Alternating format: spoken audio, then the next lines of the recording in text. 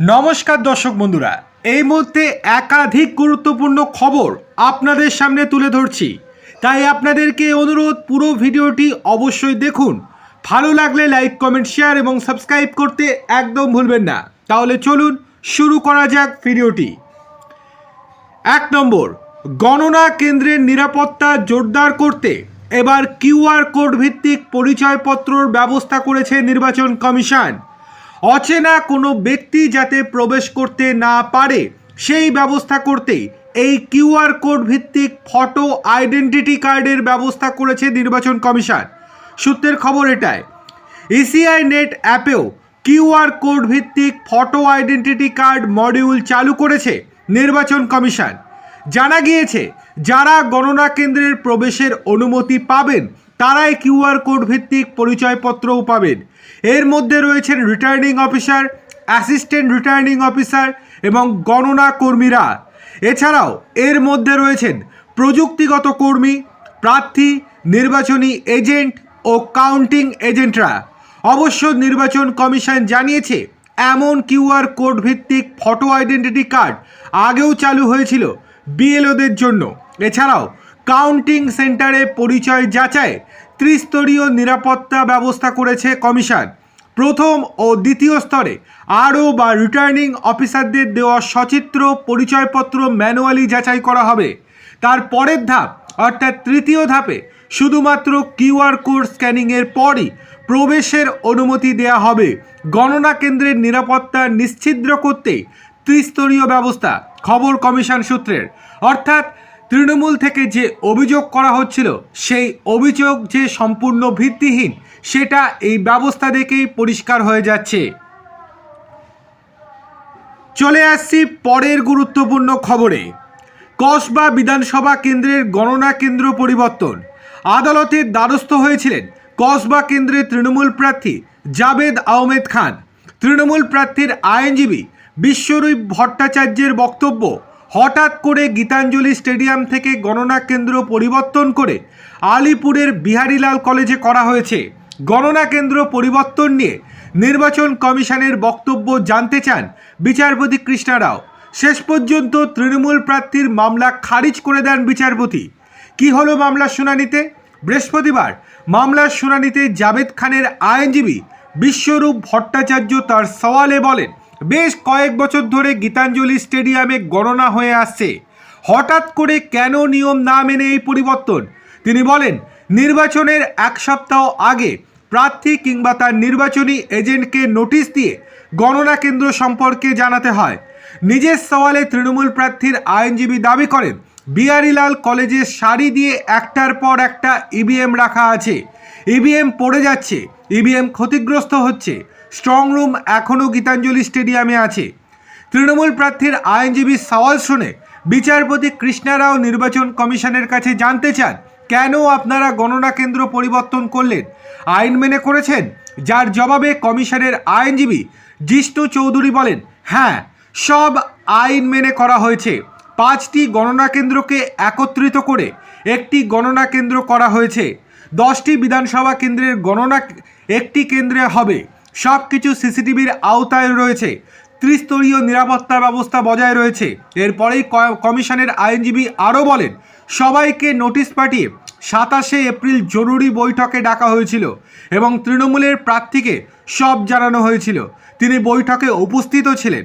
আইনজীবী জিষ্ণু চৌধুরী বলেন, কোথায় গণনা হবে, কারা গণনা করবেন, সব কি তৃণমূল ঠিক করবে নাকি? গণনা কি বন্ধ করে দেব? কমিশনের আর এক আইনজীবী ডিএস নাইডু তার সওয়ালে বলেন, প্রার্থীর একমাত্র আশঙ্কা ছিল যে নতুন কেন্দ্র 8 কিলোমিটার দূরে, আমরা যাতায়াতের বিষয়টিও খেয়াল রাখব।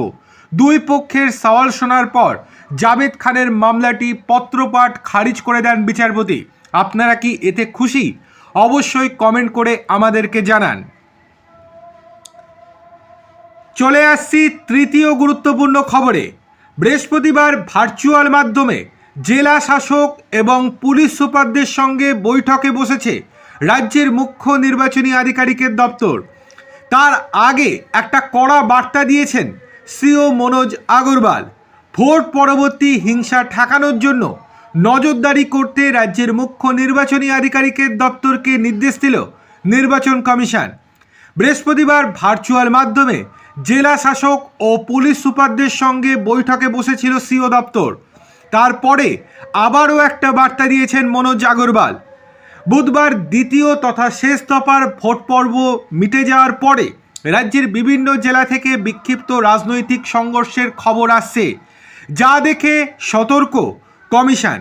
আগাম পদক্ষেপ সক্রিয় হয়েছে বলে সিও দপ্তর সূত্রে জানানো যাচ্ছে। কমিশন সূত্রের খবর, চলতি বিধানসভা ভোটের প্রথম দফার আগেই আগাম সতর্কতামূলক পদক্ষেপ হিসেবে প্রায় 2000 দুষ্কৃতীকে গ্রেপ্তার করেছিল পুলিশ। দ্বিতীয় দফার আগেও প্রায় সমসংখ্যক দুষ্কৃতীকে গ্রেপ্তার করা হয়েছে। সংশ্লিষ্টরা অতীতের ভোটগুলিতে এলাকায় এলাকায় ভয়ের পরিবেশ তৈরি করে রাখত।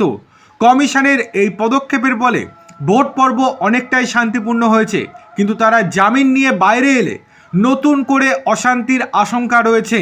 সেই জন্য তারা যাতে জামিনের পর কোনো অশান্তি করতে না পারে, সেই জন্যও পদক্ষেপ নিচ্ছে কমিশন।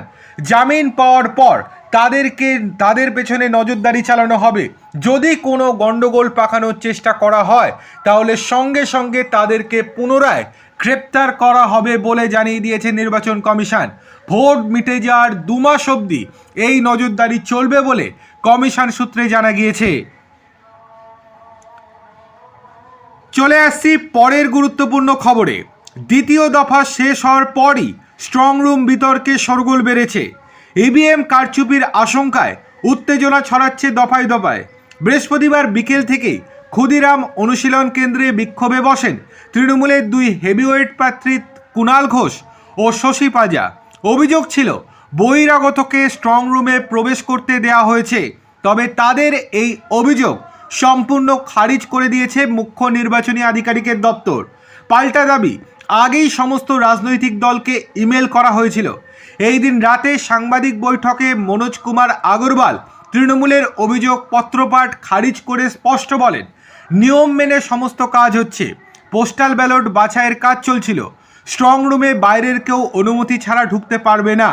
সমস্ত ইভিএম সুরক্ষিত আছে। যে অভিযোগ করা হচ্ছে তা সম্পূর্ণরূপে ভিত্তিহীন। বিকেল 4টেই পোস্টাল ব্যালট বাছাই হয়েছে। এই মর্মে সমস্ত রাজনৈতিক দলগুলিকে আগেই মেল করা হয়েছিল, কিন্তু তারা যদি না আসে তাহলে কি কাজ হবে না, এই প্রশ্নও তোলেন সিও। পাশাপাশি তার অভিযোগ, ভোটের আবহে অযথা অশান্তি ছড়ানোর চেষ্টা চলছে। উত্তর কলকাতার ডিও স্মিতা পাণ্ডেও এদিন সাংবাদিক বৈঠকে উপস্থিত ছিলেন। তিনি বলেন, 7টি বিধানসভা কেন্দ্রের ইভিএম ক্ষুদিরাম অনুশীলন কেন্দ্রে রয়েছে। ভোট হওয়ার পরই সব কয়টি ইভিএম সিল করে দেওয়া হয়েছে। স্ট্রং রুমের ভেতরে সিসিটিভি ক্যামেরা লাগানো আছে। গতিবিধি বাইরে থেকে নজর রাখা হচ্ছে, সেটিও সিল করে রাখা হয়েছে। চলে আসছি পরের গুরুত্বপূর্ণ খবরে। দক্ষিণ 24 পরগনার ডায়মন্ড হারবার বিধানসভার 4টি বুথে পুনর্নির্বাচন বা রিপোলের সুপারিশ করেছেন রিটার্নিং অফিসার ও অবজারভার সুব্রত বাবু। তবে চূড়ান্ত সিদ্ধান্ত নিতে চলেছে নির্বাচন কমিশন, এমনটাই জানিয়েছেন স্পেশাল অবজারভার সুব্রত গুপ্ত। ডায়মন্ড হারবার মহিলা বিশ্ববিদ্যালয় থেকে তিনি বেরিয়ে জানান, ফলতা ও মগরাহাট পশ্চিমের স্ক্রুটিনি এখনও সম্পূর্ণ হয়নি এবং সেই প্রক্রিয়া গতকাল রাত ধরে চলেছে। বিভিন্ন অভিযোগ জমা পড়েছে। সেই অভিযোগের ভিত্তিতে ভিডিও ফুটেজ খতিয়ে দেখা হচ্ছে। সমস্ত ফুটেজ পর্যবেক্ষণ শেষ হওয়ার পর পূর্ণাঙ্গ রিপোর্ট তৈরি করে আজকে সকালবেলাতেই নির্বাচন কমিশনে জমা দিচ্ছে তারা।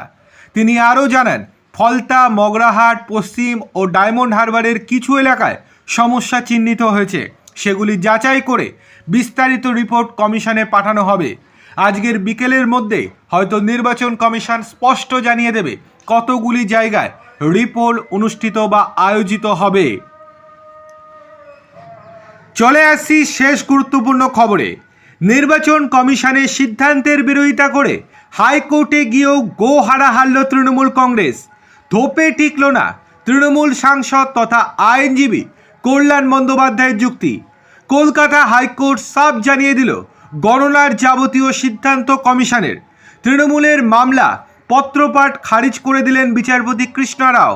বৃহস্পতিবার সেই মামলার শুনানি ঘিরে উত্তপ্ত হয়ে ওঠে হাইকোর্টের এজলাস। কমিশন ও তৃণমূলের আইনজীবীর দ্বৈরথে উত্তপ্ত হয় এজলাস। কল্যাণকে উদ্দেশ্য করে কমিশনের আইনজীবী বলেন, আদালতে রাজনৈতিক ভাষণ দেবেন না, আপনার অসহায়তা এবং হতাশা প্রকাশ পাচ্ছে। পাল্টা কল্যাণ বলেন, আপনি ডিস্টার্বিং এলিমেন্ট। হাইকোর্টে জজ ছিলেন? ছি। এই দিন কল্যাণ হাইকোর্টে তার সওয়ালে বলেন, ভোট গণনার ক্ষেত্রে কাউন্টিং সুপারভাইজার এবং কাউন্টিং অ্যাসিস্ট্যান্ট পদে শুধুমাত্র কেন্দ্রীয় সরকারি কর্মীদের নিয়োগ করা হয়েছে, রাজ্য সরকারি কর্মীদের বাদ দেওয়া হয়েছে। যারা এতদিন নির্বাচনী প্রক্রিয়ার সঙ্গে যুক্ত থাকলেন তাদের কেন বাদ? নির্বাচনী প্রক্রিয়ার সঙ্গে যারা যুক্ত ছিলেন না তাদের কেন ওই পদে নিয়োগ করলো কমিশন? তারপরই তিনি বলেন, এই নিয়োগ নিয়ে আমাদের কিছু জানায়নি কমিশন। কমিশনের সঙ্গে আমাদের অনেকবার বৈঠক হয়েছে, কিছুই জানানো হয়নি। তখন মুখ্য নির্বাচনী আধিকারিকের আইনজীবী জিষ্ণু চৌধুরী বলেন, বিধি অনুযায়ী আমরা কেন্দ্র বা রাজ্য যে কোনো জায়গায় কর্মরত কর্মীদের নিয়োগ করতেই পারি। কমিশন নিজের জ্ঞান অনুযায়ী কেন্দ্রীয় সরকারি কর্মীদের নিয়োগ করেছে। কমিশন কি আইন বিরুদ্ধ কাজ করেছে? তখন বিচারপতি কৃষ্ণা রাও সিওর আইনজীবীর কাছে জানতে চান, আপনারা কেন এই অনমনীয় মনোভাব গ্রহণ করেছেন? সিওর আইনজীবী তখন বলেন, কাউন্টিং সুপারভাইজার এবং কাউন্টিং অ্যাসিস্ট্যান্ট কেন্দ্রীয় সরকারি কর্মী বলে তাদের অবৈধ কিংবা অনৈতিক কাজ করবেন? এই অভিযোগ একটা গোষ্ঠীর বিরুদ্ধে কেন তোলা হবে? এরপরই তিনি বলেন, শুধুমাত্র আশঙ্কার ভিত্তিতে অভিযোগ তোলা হচ্ছে, কোনো তথ্য প্রমাণ কিন্তু নেই তৃণমূলের কাছে। কেন্দ্রীয় সরকারি কর্মীরা গণনার টেবিলে বসে রাজনৈতিক দলের কর্মীদের ভয় দেখাবেন, হুমকি দেবেন, এই সব অভিযোগ করা হচ্ছে। এইসবের প্রমাণ কোথায়? অযথা সময় নষ্ট করছেন কল্যাণবাবু। এই মামলার কোনো আইনি ভিত্তি নেই বলে সওয়াল করেন সিওর আইনজীবী। কমিশনের আইনজীবী ডিএস নাইডু বলেন, সুষ্ঠু এবং অবাধ নির্বাচন করার জন্য আইন অনুযায়ী যে ক্ষমতা নির্বাচন কমিশনের হাতে রয়েছে সেই আইন মেনে আমরা কাজ করছি। আধিকারিক নিয়োগ, বদলি এবং অপসারণের ক্ষমতা সংবিধান আমাদের দিয়েছে। তার প্রশ্ন, এতদিন পর্যন্ত মামলা কেন করেনি? যেহেতু সোমবার ভোট গণনা, তাই আজকে করা হয়েছে। শেষ মুহূর্তে গণনা পিছিয়ে দেওয়ার একটা চরম কৌশল। পাল্টা তৃণমূল কংগ্রেসের আইনজীবী কল্যাণ বলেন, একটি মাত্র রাজনৈতিক দলের হয়ে কাজ করছে কমিশন। পশ্চিমবঙ্গের ক্ষেত্রে সুপ্রিম কোর্ট কমিশনের ক্ষমতা খর্ব করেছে। এসআইআর প্রক্রিয়ায় বিচার বিভাগকে নিযুক্ত করেছে, ট্রাইব্যুনাল তৈরি করেছে। তিনি আরও বলেন, প্রতিটি রাজ্যের ক্ষেত্রে আলাদা আলাদা নিয়ম হতে পারে না। দুই পক্ষের সওয়াল শোনার পর মামলাটি খারিজ করে দেন বিচারপতি।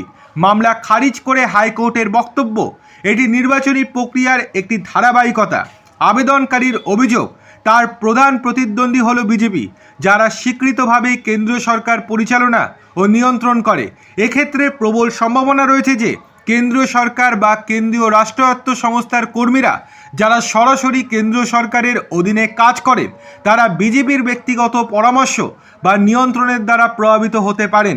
যদি আবেদনকারী প্রমাণ করতে পারেন যে গণনা তত্ত্বাবধায়ক ও গণনা সহায়কারী হিসেবে নিযুক্ত ওই কেন্দ্রীয় কর্মীরা ভোট গণনার সময় কারচুপি করে আবেদনকারীর প্রতিদ্বন্দ্বীকে সাহায্য করছেন, তবে আবেদনকারীর কাছে নির্বাচনী পিটিশনে এই সমস্ত পয়েন্ট বা যুক্তি উপস্থাপনা করার পূর্ণ স্বাধীনতা থাকবে। যদি আবেদনকারী দেখতে পান যে গণনা চলাকালীন নিযুক্ত সেই কেন্দ্রীয় সরকারি কর্মীরা যারা গণনা তত্ত্বাবধায়ক হিসেবে, গণনা সহকারী হিসেবে বিজেপির প্রার্থীকে সুবিধা পাইয়ে দিয়েছেন, যার ফলে আবেদনকারীর প্রার্থী পরাজিত হয়েছে, তবে আবেদনকারীর এই বিষয়টি নির্বাচনী পিটিশনের মাধ্যমে চ্যালেঞ্জ করার স্বাধীনতা রয়েছে। এরপরেই হাইকোর্ট জানায়, উপরোক্ত বিষয়গুলি বিবেচনা করে বর্তমান রিট আবেদনের মধ্যে কোনো ভিত্তি খুঁজে পাচ্ছে না আদালত, তাই তার আবেদন পত্রপাঠ খারিজ করে দেয়া হলো।